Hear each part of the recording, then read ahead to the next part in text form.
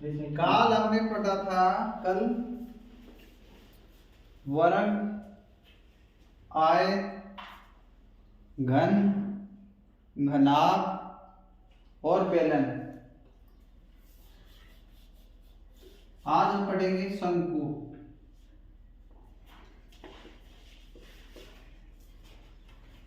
क्या पढ़ेंगे? शंकु।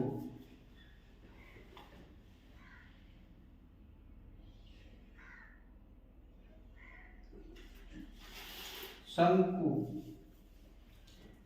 ये शंकु है। तो शंकु का आयतन, शंकु का आयतन देखो, बेलन जो होता है उसके आयतन का 1/3 होता है शंकु। देखो ये मैं एक बार आपको समझा रहा हूं। 1, 2, 3 शंकु बन गए एक बेलन के अंदर। तो जो बेलन का आयतन क्या है?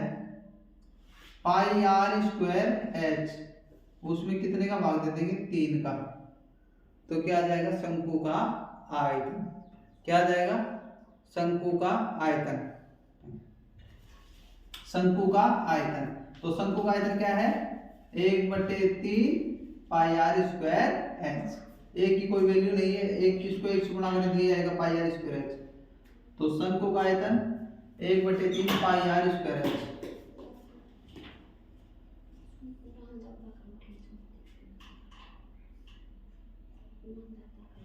शंकु का आयतन। अब यह है शंकु की ऊंचाई, यह है इसका आर और यह इसकी ढालू लंबाई। तो शंकु की, तो ये क्या होगा? त्रिभुज हो गया। त्रिभुज। ये क्या है? ये इसका क्या है? विकर्ण। ये समकोण त्रिभुज है। ये इसका क्या है? कर्ण। तो AC का स्क्वायर बराबर AB का स्क्वायर प्लस BC का स्क्वायर। पाइथागोरस प्रमेय है ना। तो R का क्या आएगा? शंकु की ढालू लंबाई, शंकु की ढालू लंबाई। ये शंकु की ढालू लंबाई निकालनी है। तो ढालू लंबाई मतलब R का स्क्वायर प्लस H का स्क्वायर का अंडररूट। क्यों? क्योंकि ये क्या है? समकोण त्रिभुज ABC और इसके सामने की भुजा क्या है? कर्ण, हाइपोटेनियस। ये क्या है? परपेंडिकुलर। ये इसका क्या है? बेस। तो शंकु की ढालू लंबाई क्या आएगा? L बराबर H square plus R square का अंडररूट।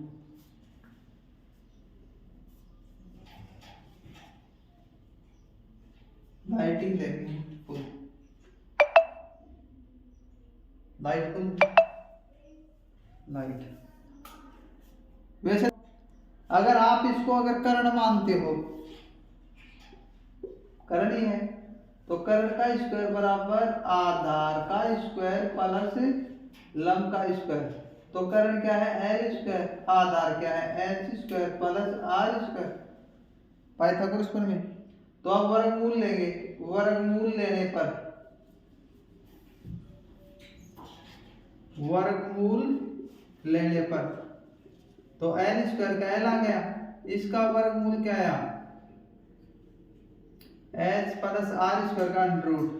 तो देखो शंकु की ढालू लंबाई H square plus R square का अंडररूट। इस प्रकार से आप देखो शंकु की ढालू लंबाई L बराबर शंकु का वक्र पृष्ठ का क्षेत्रफल। वक्र पृष्ठ होता है जैसे शंकु है इसके चारों तरफ का, जिस प्रकार से ये है,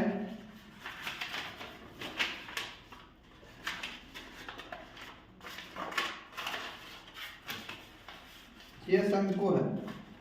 नीचे का मत मानना, इसका आधार आयताकार है, इसको यहाँ से काट देते हैं नीचे। अब इसको, ये इसका जो हाथ मेरा लग रहा है, ये इसका क्या, जैसे जोकर की टोपी है, वो क्या है? शंकु का वक्र पृष्ठ, ये वक्र पृष्ठ होता है, नीचे से काट दो इसको, ये तो आयताकार हो गया इसका, ये तो हो गया वर्ग का क्षेत्रफल। तो वर्ग का क्षेत्रफल से कोई तात्पर्य नहीं है, मेरा जो हाथ लग रहा है वो वक्र पृष्ठ है, संपूर्ण पृष्ठ में आएगा आधार का क्षेत्रफल और वक्र पृष्ठ ही वो आएगा संपूर्ण पृष्ठ में। तो शंकु का वक्र पृष्ठ का क्षेत्रफल पाई आर एल, क्या है, पाई आर एल। एल क्या है इसमें, ढाड़ू लंबाई, एल क्या है इसमें, ढाड़ू। अगर क्वेश्चन के अंदर अगर एल नहीं दिया गया तो एल हम इस प्रकार से फाइंड अप कर ज्ञात कर सकते हैं, पाई आर एल, ये शंकु का वक्र पृष्ठ का क्षेत्रफल। अब देखो शंकु का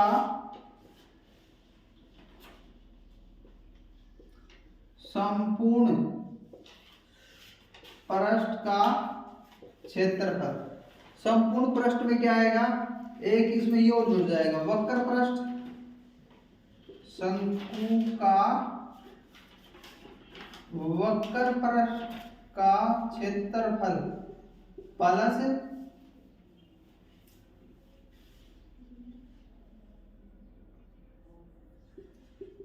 वर्ताकार भाग का क्षेत्रफल, ये वर्ताकार नीचे का। तो शंकु का वक्र पृष्ठ क्या है, पाई आर एल, और वर्ताकार भाग का क्षेत्रफल क्या है, पाई आर स्क्वायर। इसमें कॉमन क्या है, पाई आर, तो क्या बचा, एल प्लस आर। ये शंकु का क्या है, संपूर्ण पृष्ठ का क्षेत्रफल है, शंकु का संपूर्ण पृष्ठ का क्षेत्रफल। पाई आर कॉमन आ गया तो L plus R, pi R गया तो एक आर बच गया। ये शंकु का है संपूर्ण पृष्ठ का क्षेत्रफल। उत्तर ई।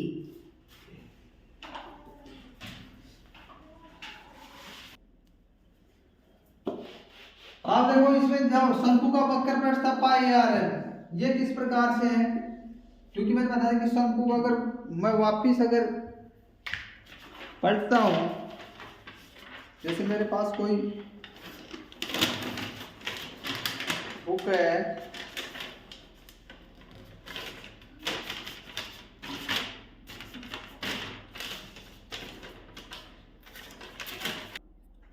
अब देखो शंकु का वक्र पृष्ठ का क्षेत्रफल निकालेंगे, तो ये शंकु बनाएंगे इसका, ये शंकु है। अगर मैं इसको कैंची से काटता हूं तो ये क्या है, वर्ग की परिधि हो जाएगी, क्योंकि ये आयताकार वर्ग की परिधि 2 पाई आर, वर्ग की परिधि क्या है, 2 पाई आर, 2 पाई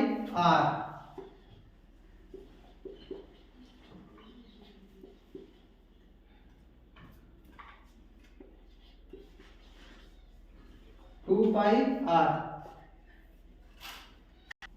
अब शंकु का वक्र पृष्ठ निकालेंगे, तो ये क्या है, इसको काटा, तो ये क्या है, इसको हमने काटा शंकु को, तो ये जो मेरा हाथ लग जिसको छू रहा है वो क्या, वक्र पृष्ठ। तो ये क्या है, वर्ग, अगर इसको मैं काटूंगा तो ये क्या हो जाएगी, वर्ग की परिधि, तो ये वर्ग की परिधि तो है, तो 2 पाई आर, वर्ग की परिधि क्या है, 2 पाई आर, और एल, एल ये है ढाड़ू लंबाई, ये क्या है, ढाड़ू लंबाई। इसमें कितने का भाग दे देंगे, 2 का हाफ, तो क्या जाएगा, पाई आर एल, शंकु की ढाड़ू लंबाई क्या है, पाई आर एल, क्योंकि ये इसका हाफ है, क्या है, हाफ, क्या है, हाफ, क्योंकि 2 पाई आर इधर है, इधर नहीं है। अब इसको अगर मैं उल्टा लगाऊंगा तो इतना ही शेष बच गया है, तो इसको हम 2 का भाग दे देंगे, तो पाई आर एल। इस प्रकार शंकु का वक्र पृष्ठ का क्षेत्रफल। अब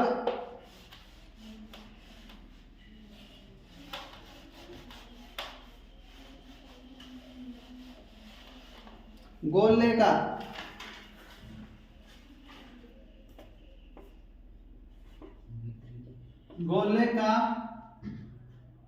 संपूर्ण पृष्ठ का क्षेत्रफल।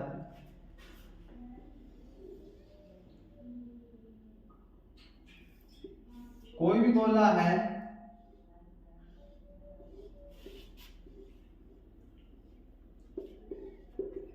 खोला मतलब अगर इसको मैं संपूर्ण पृष्ठ का अगर इसके मैं 4 हिस्से करता हूं, गेंद के अगर मैं 4 हिस्से करता हूं, कितने से 4 हिस्से, तो प्रत्येक हिस्से में एक वर्ग का क्षेत्रफल बनता है, एक वर्ग का क्षेत्रफल। अगर मैं इसको 4 हिस्से करता हूं, वर्ग का क्षेत्रफल, तो गोले का संपूर्ण पृष्ठ तो कितने हिस्से हैं, 1 2 3 4, कितने हैं 4।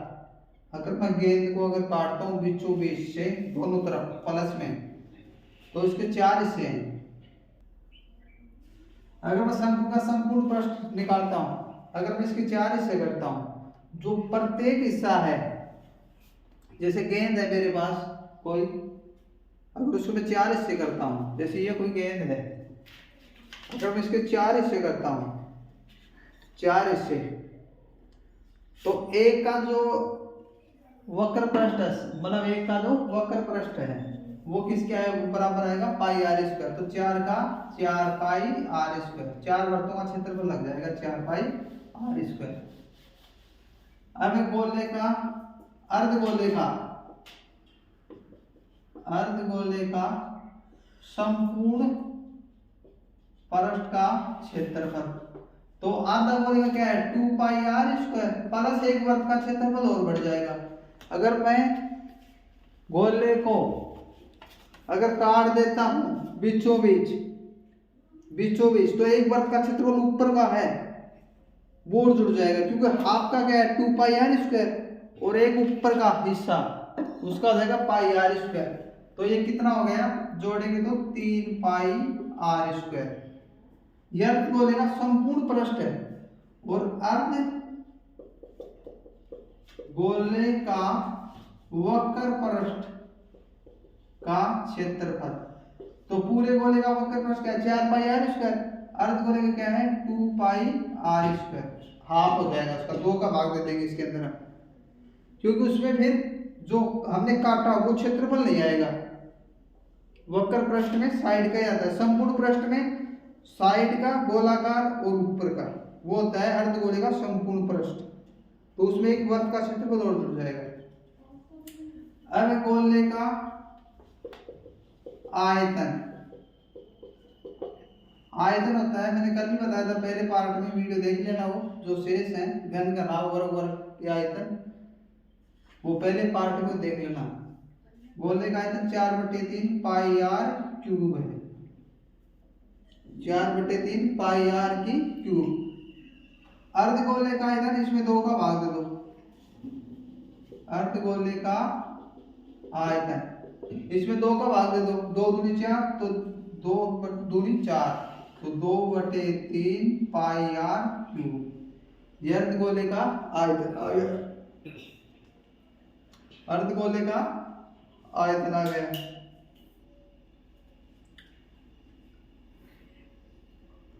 अब है 2 वर्तों के परिबंध क्षेत्र का क्षेत्रफल। 2 वर्त हैं, एक वर्त ये है और एक वर्त ये है। परिबंध क्षेत्र का क्षेत्रफल मतलब ये क्षेत्रफल, ये ज्ञात करना है।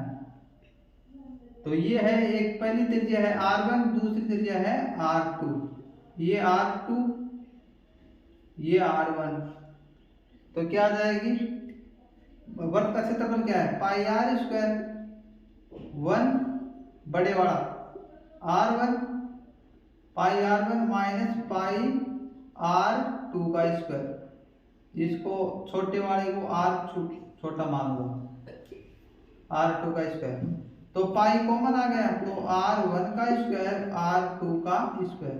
ये है 2 वर्तों के परिबंध क्षेत्र का क्षेत्रफल। 2 वर्तों के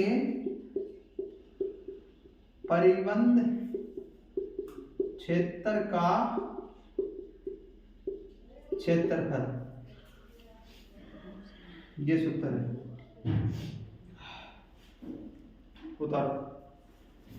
अगर अच्छा लगा हो तो चैनल को लाइक करें, सब्सक्राइब करें, दोस्तों के साथ शेयर करें।